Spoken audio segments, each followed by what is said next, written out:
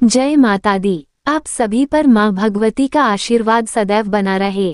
प्रिय श्रोताओं, आज से गुप्त नवरात्रि प्रारंभ हो रही है और आप हमारे इस चैनल पर हर दिन गुप्त नवरात्रि के दिन सुनी जाने वाली महाविद्याओं की कथा, साथ ही माँ भगवती के सभी 9 स्वरूपों की कथा भी सुनेंगे। आज गुप्त नवरात्रि का पहला दिन है और आज महाविद्या माँ कालरात्रि की पूजा और माँ भगवती के प्रथम स्वरूप माँ शैलपुत्री की पूजा की जाती है। तो आइए हम सभी पहले सुनते हैं माँ कालरात्रि की कथा, फिर सुनेंगे माँ शैलपुत्री की कथा। पौराणिक कथा के अनुसार एक बार दारुक नाम के राक्षस ने ब्रह्मा जी को प्रसन्न करके उनसे वरदान प्राप्त किया और फिर देवताओं और ब्राह्मणों को प्रताड़ित करना शुरू कर दिया और फिर स्वर्गलोक पर भी अपना अधिकार कर लिया। जिसके बाद सभी देवता भगवान विष्णु और ब्रह्मा जी के पास गए। ब्रह्मा जी ने सभी देवताओं को बताया कि इस दुष्ट का संहार एक स्त्री ही कर सकती है। जिसके बाद सभी देवता भगवान शिव के पास गए और उन्होंने भगवान शिव को ये बात बताई। जिसके बाद भगवान शिव ने माता पार्वती की ओर देखा। माँ पार्वती इस पर मुस्कुराए और अपना एक अंश भगवान शिव में प्रवाहित कर दिया। जिसके बाद भगवान शिव के कंठ से विष से उस अंश ने अपना आकार धारण किया। जिसके बाद भगवान शिव ने अपना तीसरा नेत्र खोल दिया। उनके इस नेत्र से विकराल रूप वाली माँ काली उत्पन्न हुई। माँ काली के ललाट में तीसरा नेत्र और चंद्ररेखा थी। माँ काली के भयंकर और विशाल रूप को देखकर देवता और सिद्ध लोग भागने लगे। जिसके बाद माँ काली का दारुक और उसकी सेना के साथ भयंकर युद्ध हुआ और माँ काली ने सभी का वध कर दिया। लेकिन माँ काली का क्रोध शांत नहीं हुआ था और माँ काली के इस क्रोध से अब संसार भी चलने लगा। जिसके बाद भगवान शिव ने एक बालक का रूप धारण किया और शमशान में लेटकर रोने लगे। जिसके बाद माँ काली उन्हें देखकर मोहित हो गई और तब माँ काली का क्रोध भी शांत हो गया। यदि कोई भक्त गुप्त नवरात्रि के दिनों में माँ काली की पूजा करता है तो उसके ऊपर किसी भी प्रकार की आसुरी शक्ति का या कोई भी नकारात्मक शक्ति का असर नहीं होता है। माँ काली की पूजा करने वाले व्यक्ति को रूप यश जय की प्राप्ति होती है। सभी सांसारिक बाधाएं समाप्त हो जाती हैं। माँ काली ने चंडमुंड का संहार किया था, इसलिए इन्हें चामुंडा के नाम से भी जाना जाता है। माँ काली अपने गले में मुंडमाला धारण करती हैं। इनके एक हाथ में खटक, दूसरे हाथ में त्रिशूल और तीसरे हाथ में कटा हुआ सिर होता है। माँ दुर्गा ने रक्तबीज नाम के असुर का वध करने के लिए काली का अवतार धारण किया था। 10 महाविद्याओं में माँ काली प्रथम देवी हैं। गुप्त नवरात्रि में प्रथम दिन माँ काली की आराधना की जाती है। जो लोग तंत्र शक्तियाँ प्राप्त करना चाहते हैं उन्हें पहले दिन विशेष रूप से माँ काली की पूजा करनी चाहिए। जो लोग अपने शत्रुओं से बहुत परेशान रहते हैं उन्हें गुप्त नवरात्रि में माँ काली की आराधना करके उपवास भी रखना चाहिए। ऐसा करने से शत्रुओं से मुक्ति मिलती है। माँ काली की पूजा करने से अकाल मृत्यु का भय भी दूर हो जाता है। गुप्त नवरात्रि में 2 तरीके से माँ काली की पूजा की जाती है। जो लोग तंत्र विद्या हासिल करना चाहते हो वो लोग इस दिन माँ काली की तंत्र विद्या द्वारा उपासना करते हैं। कुछ लोग गुप्त नवरात्रि के पहले दिन सामान्य तरीके से माँ काली की आराधना करते हैं, जिससे उनके जीवन के सभी संकट दूर हो जाते हैं। माँ काली को लाल रंग अत्यंत प्रिय है, इसलिए आज के दिन माँ काली को आप लाल रंग की वस्तुओं का खासतौर पर गुड़ और अनार का भोग लगा सकते हैं। माँ काली की पूजा करने के लिए गुप्त नवरात्रि के पहले दिन ब्रह्म मुहूर्त में उठकर स्नान करने के बाद स्वच्छ वस्त्र धारण करें। एक चौकी पर गंगाजल छिड़कर उसे शुद्ध कर लें। उस पर साफ कपड़ा बिछाकर अब घट स्थापना करें। घट स्थापना करने के लिए मिट्टी, तांबे या स्टील के पात्र में जल भरकर चौकी पर रखें। उसके ऊपर एक नारियल को मौली और चुन्नी से लपेटकर कलश के ऊपर स्थापित करें। अब चौकी पर माँ काली की प्रतिमा या फिर तस्वीर की स्थापना करें। यदि आपके पास माँ काली की कोई भी प्रतिमा नहीं है तो आप माँ भगवती की, माँ दुर्गा की तस्वीर या फिर प्रतिमा की भी स्थापना कर सकते हैं। माँ काली को आप रोली का तिलक लगाएं। तिलक करने के बाद माँ काली को लाल पुष्पों की माला, पुष्प, फल, मिठाई, नैवेद्य आदि अर्पित करें। पूरे विधि विधान के साथ मंत्रों का जाप करके माँ काली की पूजा करें। माँ काली के समक्ष घी का दीपक जलाएं और श्रद्धा अनुसार माँ काली के मंत्रों का जाप करें। यदि सामर्थ्य हो और समय हो तो देवी कवच और अर्गला स्तोत्र का पाठ करें। सबसे अंत में श्री सूक्तम का पाठ करना चाहिए। जिस आसन पर आप बैठते हैं उसका रंग भी लाल होना चाहिए। हाथ में पुष्प लेकर मां काली की कथा सुने या पढ़ें और कथा समाप्ति के बाद पुष्प को मां के चरणों में अर्पित कर देना चाहिए। इस दिन आप दुर्गा सप्तशती का पाठ भी शुरू कर सकते हैं। मां काली की कथा सुनने के बाद सबसे अंत में कपूर जलाकर आरती करें। प्रसाद के रूप में मिठाई का भोग मां को लगाएं।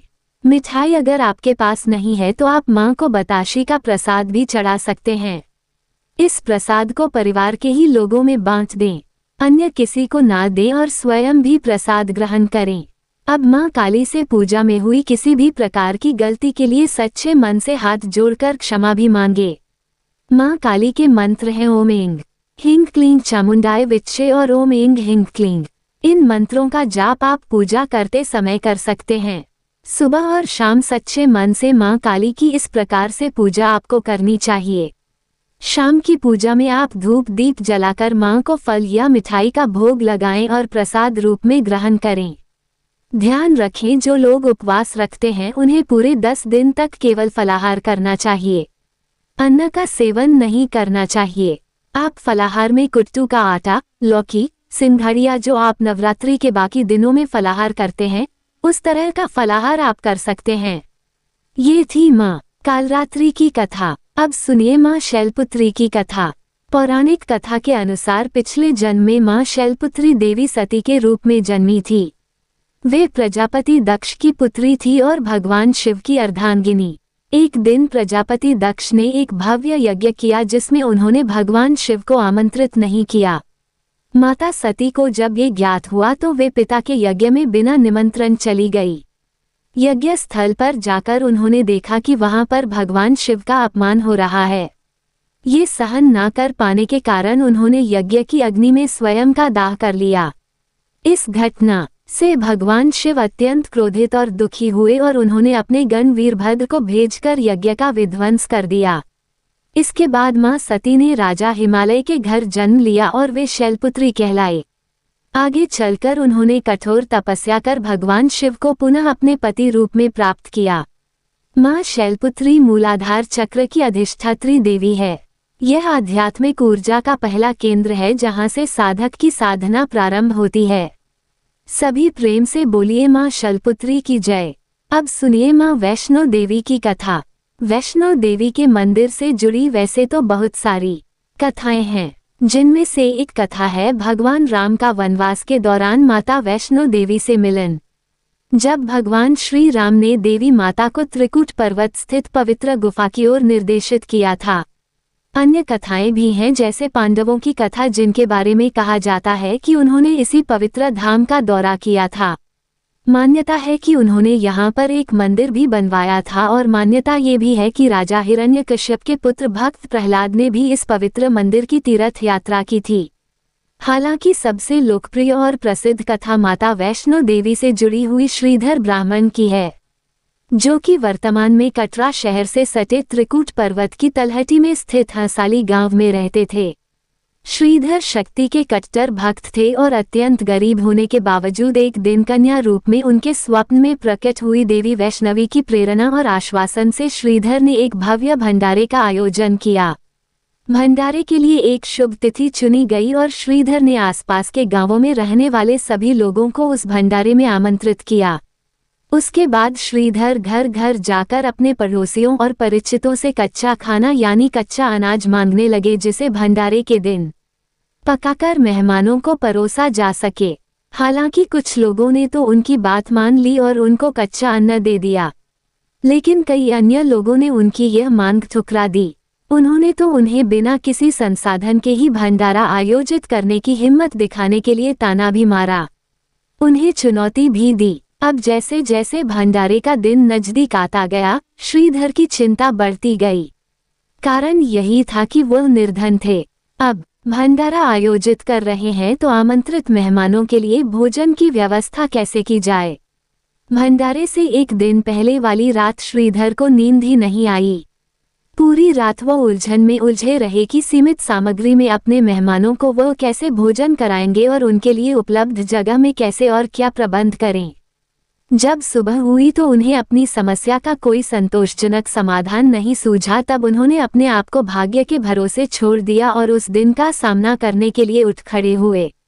अब वो अपनी झोपड़ी के बाहर पूजा करने बैठ गए। दोपहर होते होते मेहमान आने लगे। उन्हें पूरी तरह से पूजा में तल्लीन देखकर मेहमानों को जहां भी जगह मिली आराम से वहीं बैठने लगे। और अजीब बात ये थी, हैरानी वाली बात ये थी कि श्रीधर की छोटी सी झोपड़ी में बहुत बड़ी संख्या में मेहमान आराम से अपनी अपनी जगह बनाकर बैठ गए थे और फिर भी बहुत सारी जगह खाली पड़ी थी। पूजा समाप्त होने पर श्रीधर ने चारों ओर देखा तो बड़ी संख्या में मेहमान आए हुए थे। इतनी भारी संख्या में लोगों को उपस्थित देखकर उनकी चिंता तो और बढ़ गई। वह सोचने लगे कि अब मैं इनके लिए भोजन का प्रबंध कैसे करूं? मैं इतने सारे लोगों को भोजन करा भी पाऊंगा कि नहीं? ये सोच सच कर वह तो चिंता के मारे आंधे होने लगे। और फिर वहां पर जो कुछ भी हुआ उस पर सहसा किसी को विश्वास ही नहीं हुआ।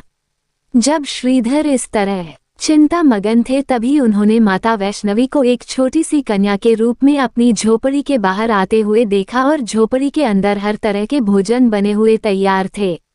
माता वैष्णवी की कृपा से सभी मेहमानों को उनकी पसंद का भोजन कराया गया और गुरु गोरखनाथ के शिष्य भैरवनाथ द्वारा उठाई गई कुछ समस्याओं के बावजूद भी भंडारा बहुत सफल रहा।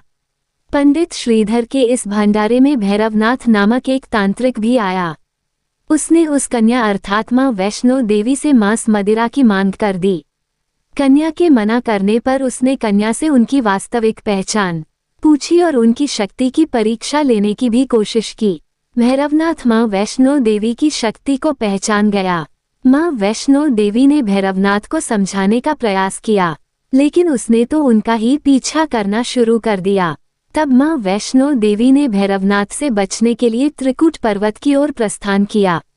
उन्होंने गुफा में प्रवेश किया और ध्यान में लीन हो गई, लेकिन भैरवनाथ ने उनका पीछा नहीं छोड़ा। वो लगातार उनका पीछा करता रहा और आखिरकार वो गुफा के बाहर पहुंच ही गया। तब मां वैष्णो देवी ने गुफा से बाहर आकर भैरवनाथ का वध कर दिया। मरते समय भैरवनाथ ने क्षमा याचना की और मां ने उसे मोक्ष प्रदान कर दिया। कहा कि जो भी भक्त मेरे दर्शन करने के लिए आएगा वह तुम्हारे भी दर्शन करेगा, तभी उसकी पूजा लगेगी, तभी उसे तीर्थ यात्रा का पूर्ण फल प्राप्त होगा। भैरवनाथ का सिर भैरव घाटी में गिरा, जहां आज भैरवनाथ का मंदिर स्थित है। फिर मां वैष्णो देवी ने श्रीधर पंडित को भी दर्शन दिए और उन्हें आशीर्वाद दिया कि उनकी भक्ति और श्रद्धा की चर्चा युगों युगों तक होगी। मां ने श्रीधर को संतान प्राप्ति का आशीर्वाद भी दिया और कहा कि तुम्हारे वंशज ही मेरी पूजा अर्चना करते रहेंगे। श्रीधर पंडित के घर में मां की कृपा से सुख और समृद्धि का वास हो गया। पंडित श्रीधर जी और माता वैष्णो देवी की यह कथा न केवल उनकी भक्ति और आस्था की कहानी है, बल्कि यह माता के चमत्कारिक शक्तियों और उनके भक्तों के प्रति अनंत प्रेम का भी प्रतीक है, और जो हमें सिखाती है कि सच्ची भक्ति और विश्वास से सभी कठिनाइयां दूर हो सकती हैं और देवी की कृपा से असंभव भी संभव हो सकता है। इस प्रकार हम सभी ने मां वैष्णो देवी की कथा सुनी। सभी प्रेम से बोलिए मां वैष्णो देवी की जय।